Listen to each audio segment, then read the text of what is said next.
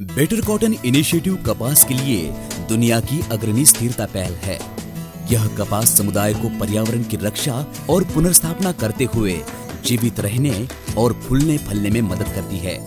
खेती में विशेष रूप के कपास की खेती में कीटनाशक कॉकटेल के उपयोग को समाप्त करना स्थिरता प्राप्त करने में एक बड़ी चुनौती के रूप में पहचाना गया है।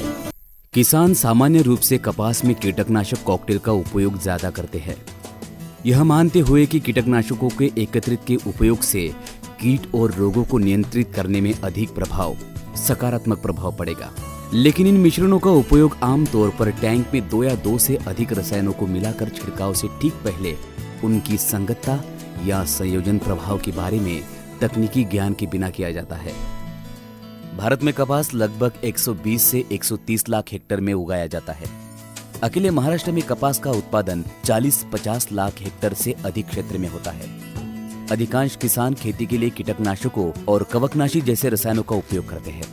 उनमें से अधिकांश लोगों को लगता है कि रसायनों के मिश्रण से ये समय और पैसे की बचत करेंगे, लेकिन ये मिश्रण फसल के स्वास्थ्य, पर्यावरण और मानव स्वास्थ्य के लिए बहुत ही खतरनाक है। यह उन लोगों के लिए विशेष रूप से खतरनाक है जो इस तरह के छिड़काव कार्यों में संलग्न है। जब किसान 2 या 2 से अधिक प्रकार के कीटनाशकों को मिलाता है तो इसकी सांद्रता जहरीली होती है और हमारे प्राकृतिक संसाधनों जैसे मिट्टी, पानी और पर्यावरण के लिए अत्यधिक संक्रामक होती है।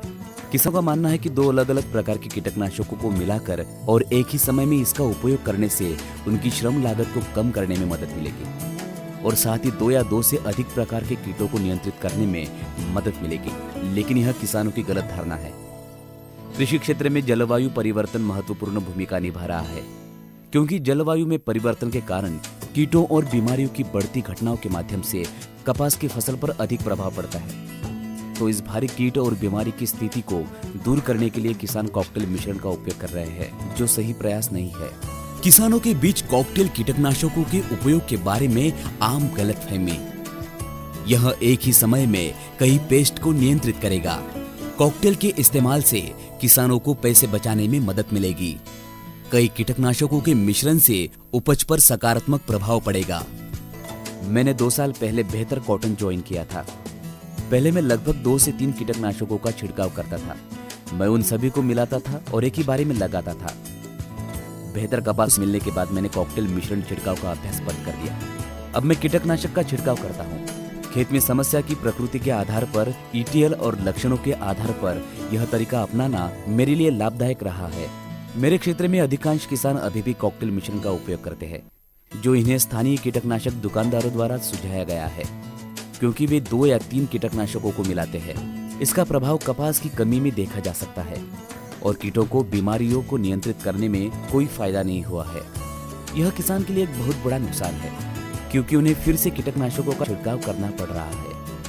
मैं 2017 में बेटर कॉटन प्रोजेक्ट से जुड़ा और बेटर कॉटन में शामिल होने से पहले मैं एग्रो डीलर द्वारा दी गई जानकारी के आधार पर 5 से 7 विभिन्न प्रकार के रसायनों को मिलाकर स्प्रे करता था। लेकिन बेटर कॉटन में शामिल होने के बाद मुझे मिश्रित कीटनाशकों के उपयोग के बारे में विशेष जानकारी मिली। कीटनाशकों के दुष्प्रभाव के बारे में पता चला। कपास की उपज कम हो गई और वित्तीय नुकसान हुआ। उनसे यह ज्ञान प्राप्त करने के बाद मैं 5 वर्षों से इस प्रथा को बंद कर रहा हूँ। मेरा गांव केशवनपुर है और मैं 8 साल से एक बेटर कॉटन किसान हूँ। पहले मैं स्थानीय कीटनाशक डीलर से पौधों की बीमारियों के लक्षणों के बारे में सुझाव मांगता था, जिन्होंने मुझे उनके लिए कीटनाशकों के 2 से 3 मिश्रण दिए। हम उन्हीं में से कीटनाशक उधार पर लाए और फिर खेतों में छिड़क दिए। जो सुझाव दिया उसे करने के बाद मुझे अपनी फसल पर कोई परिणाम नहीं दिखा और इसके बजाय मुझे स्वास्थ्य संबंधी समस्याएं होने लगी। मैं भ्रमित हो गया और कीटों को मारने के बजाय महत्वपूर्ण लाभकारी कीट मारे जा रहे थे। ऐसे कॉकटेल मिश्रणों के कारण होने वाली रासायनिक प्रतिक्रिया के परिणाम स्वरूप पेस्ट कीटनाशकों के खिलाफ प्रतिरोध प्राप्त कर रहा है। इस पद्धति का पालन करने से मुझे वित्तीय नुकसान हुआ और मेरी कपास की फसल की बहुत सारी उपज खो गई। कॉकटेल मिश्रण के बारे में सच्चाई। कोई कम कीट प्रभाव नहीं। यह स्प्रे ऑपरेटरों के लिए गंभीर जोखिम पैदा कर सकता है। इसका पर्यावरण पर हानिकारक प्रभाव पड़ता है, लाभकारी जीवों की आबादी को नष्ट कर देता है और यह कीटों द्वारा प्राप्त प्रतिरोध के कारण उत्पादकता को कम करेगा। जो किसान विभिन्न प्रकार के मिश्रणों का उपयोग करते हैं, मैं उन्हें बताना चाहता हूं कि वे केवल अनुशासित कीटनाशकों का उपयोग करें। जो लाभकारी कीड़ों और पर्यावरण के लिए सुरक्षित है। विशेष रूप से उन कीटनाशकों से अवगत रहे जिनके बक्से में लाल त्रिकोण का चिन्ह है और खेत में 1 या 2 से अधिक कीट या बीमारियों के लिए आज ऐसे उत्पाद उपलब्ध है, अनुमत है, जो 1 या 1 से अधिक कीट या बीमारियों के खिलाफ उपयोग कर सकते हैं। इसलिए आपको कृषि रसायनों को मिलाने और उनका उपयोग करने की आवश्यकता नहीं है। उसके लिए आपको केवल एक प्रासंगिक जानकारी चाहिए। किसानों को मेरा संदेश है कि वे कीटनाशकों की अनुमति के बाद लेबल क्लेम का उपयोग करें। कीटनाशक, चाहे वह कीटनाशक कवकनाशी हो या कपास में खरपतवारनाशी हो, उन्हें कई रसायनों के मिश्रण के लिए नहीं जाना चाहिए जिनकी अनुशंसा नहीं की जाती, और साथ ही उन्हें ऐसे रसायनों को रोटेट करना चाहिए जिनमें प्रतिरोध के विकास में देरी के लिए कार्रवाई के विभिन्न तरीके होते हैं और कीट पुनरुत्थान भी विकसित होता है और अनावश्यक पर्यावरणीय जोखिमों का भी सामना करना पड़ता है। भारत में वैज्ञानिक समुदाय के साथ बेहतर कपास सभी किसानों से खेती में कीटनाशक कॉकटेल का उपयोग बंद करने का आग्रह करती है। पेस्टिसाइड कॉकटेल कीट और बीमारियों के प्रबंधन में मदद नहीं करते हैं, लेकिन फसल को कीटों और बीमारियों के प्रति अधिक संवेदनशील बनाते हैं। यह लागत बचाने में मदद नहीं करता है, बल्कि खेती की लागत को बढ़ाता है।